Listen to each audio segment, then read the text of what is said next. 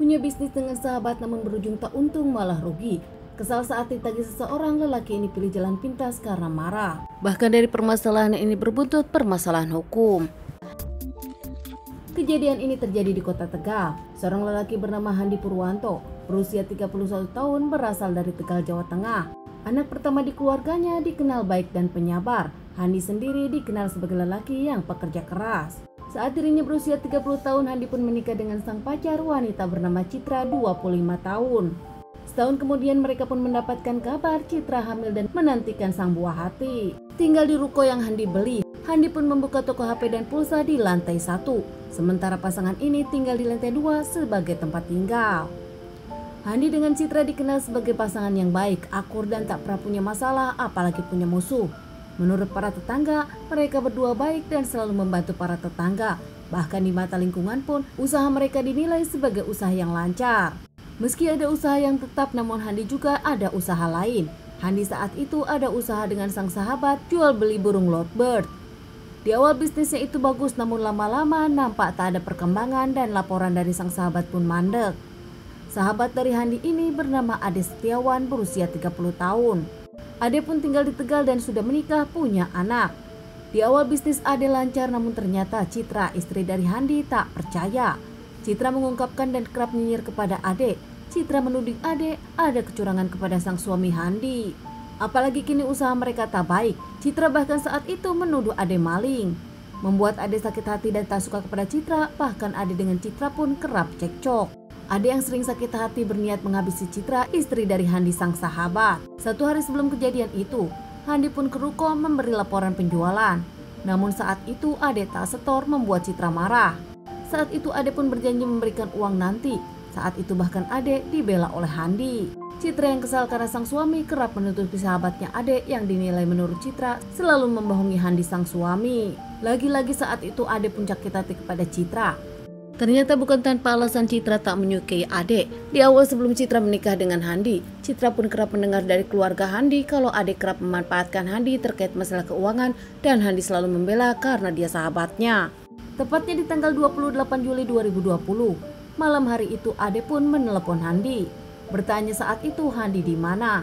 Handi pun menjawab dirinya akan keluar belanja voucher. Saat tahu Handi akan keluar, Ade pun langsung merasa punya waktu dan kesempatan untuk menghabisi Citra, istri dari Handi. Ade menyiapkan semuanya, bahkan membawa senjata tajam dan bensin untuk menghabisi Citra. Saat itu dirinya akan menikam Citra dan membakar Citra dengan bensin yang dibawa untuk menghilangkan jejak. Ade pun saat itu datang ke ruko Handi. Di luar memantau dan tak lama Ade pun masuk ke ruko. Namun Ade sempat kaget melihat Handi ada di rumah, ternyata Handi tak keluar. Handi saat itu belanja menyuruh karyawannya. Saat Handi melihat Ade, Handi pun menyuruh Ade ke atas. Di atas keduanya ngobrol, namun tak lama Citra keluar lagi-lagi nyinyir kepada Ade. Saat itu bahkan Handi membela Ade, menasehati Citra untuk tak ikut campur masalah bisnis. Namun lagi-lagi Citra yang tak percaya kepada Ade makin nyinyir, bahkan saat itu Citra pun menyebutkan kalau Ade kerap membohongi Handi. Citra tak mau mendengar ucapan sang suami dan tetap menghina Ade. Ade yang memang marah saat itu menambah emosi. Tak lama Ade pun menampar Citra.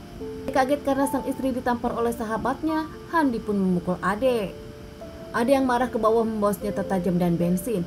Melihat Ade ke bawah, Handi pun mengejar namun tak terkejar. Ade berhasil membawa senjata tajam dan langsung menikam dada Citra, membuat Citra terjatuh. Saat itu Handi pun langsung membela Citra, mencoba merebut senjata tajam di tangan Ade namun tak berhasil. Meski mencoba melawan balik, Ade makin kesal menikam Handi beberapa kali, membuat Handi terjatuh, mengeluarkan cairan merah dan membuat Handi tak bernyawa. Citra saat itu masih bisa berusaha bangkit, menjambak Ade, dan saat itu pun Citra meminta bantuan dengan kabur dari ruko. Namun saat itu Citra yang mau melarikan diri tertangkap oleh Ade dan ditikam oleh Ade beberapa kali di halaman rukonya. Saat itu bahkan Citra langsung lemas hingga tak bernyawa. Ade kabur dengan penuh luka karena saat itu dirinya berkelahi dengan Handi dan Handi melawan. Meninggalkan kedua jasad tersebut, Ade pun pulang ke rumahnya.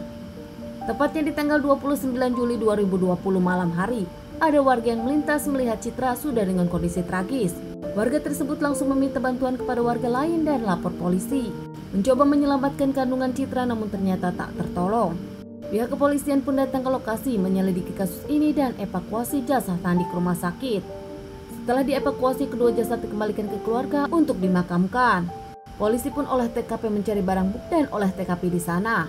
Tepat di lokasi ternyata banyak bukti dan petunjuk hingga akhirnya polisi pun tahu pelakunya dari CCTV. Ade, sahabat dan juga rekan bisnis dari Handi diamankan pihak kepolisian di rumahnya sendiri tanpa perlawanan. Di rumah Ade ada senjata tajam, baju bahkan bensin yang belum terpakai. Ade dibawa ke Polres mengakui perbuatannya dan Ade pun mengakui motifnya kesal kepada Citra. Di awal hanya ingin menghabisi Citra karena sakit hati, namun tak tahu Handi ada di sana dan berujung seperti ini. Diamankan pihak kepolisian dan menjalani beberapa kali persidangan hingga akhirnya Ade pun divonis hukuman seumur hidup.